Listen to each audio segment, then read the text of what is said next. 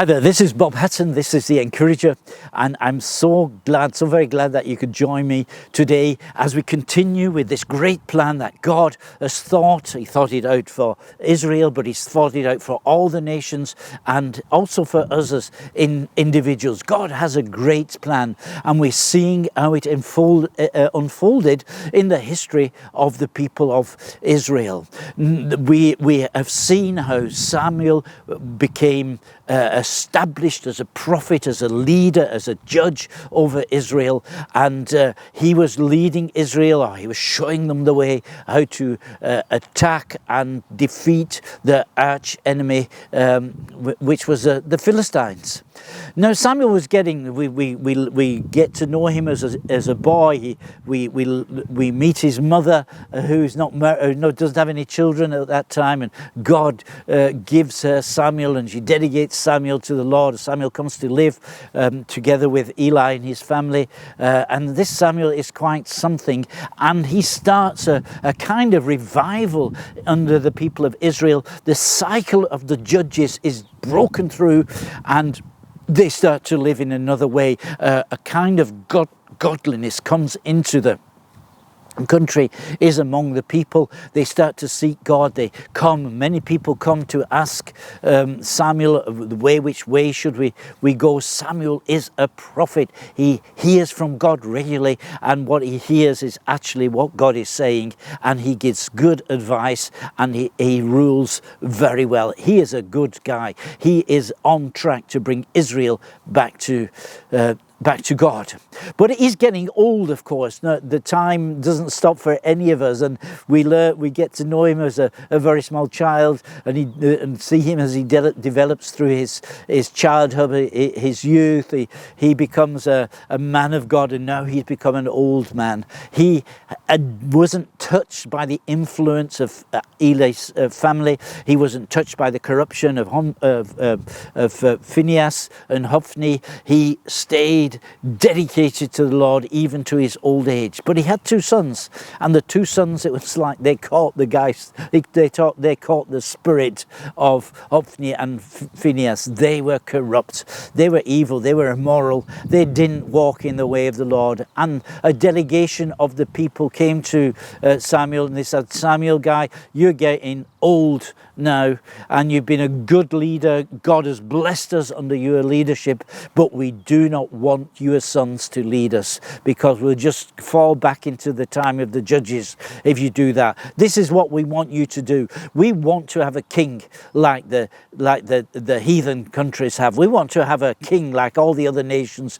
have, a king to rule over us." And Samuel is so upset about this. He feels that's an attack on him. He is so upset about him. God tells him, "Don't worry, Samuel, they're not rejecting you, they're rejecting me." But actually, if we look back to Moses, what Moses wrote, I think it's in the book of Deuteronomy, he has a whole chapter where he tells them this is how the king has got to live. So God was expecting that at one point they would have a king.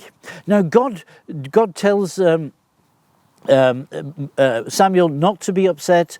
His hand is always there with all the developments and things that we think are very negative happening in our world today. God's hand is there somewhere, and so he says, "Don't worry about this. I know a guy who can fulfill the wishes of the people. I've got a man whose heart his heart is just exactly what the people are asking for. They can be a king like the king of the nations.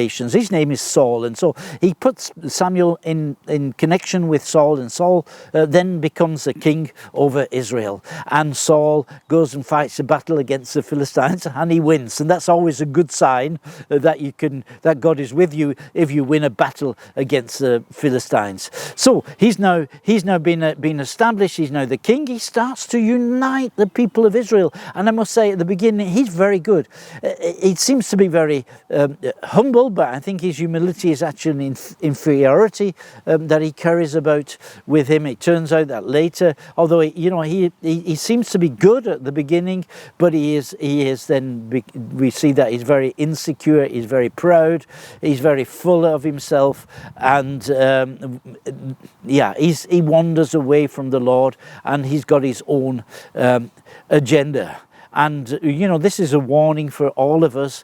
It's not he can say, I've got a certain amount of success, I've got fruit in my life, and maybe we look at our lives and we say, yeah, well, I've got success as well, I've also brought fruit. But we got to ask ourselves, am I really standing before the Lord? And it's good if we can surround ourselves with people who tell us whether we are walking with the Lord or not. Not just people who tell us what we want to hear, but other people. And I'm afraid Saul, he just surrounded himself with people who would only tell him what he wanted to hear. We're at a good point in this story, and I think we can learn very much of our own lives from the story of Saul. Well, we'll continue this story not tomorrow, but on Friday, because guess what? Tomorrow is a public holiday in Germany. Once more, a public holiday. It's a Catholic holiday. It's called Corpus Christi. I'm not quite sure what it means, but the Catholics like to celebrate this holiday, this day, and so we all have free. So I'll be back with you on Friday, and we'll see how the story continues. This is, by the way, this is our last public holiday until I think it's the 3rd of October is the next one, when we celebrate the Day of German Unity. So have a good day, have a good holiday tomorrow if you're celebrating. I don't know what we really celebrate, but anyway, have a good day. You're Bob Hatton, your encourager.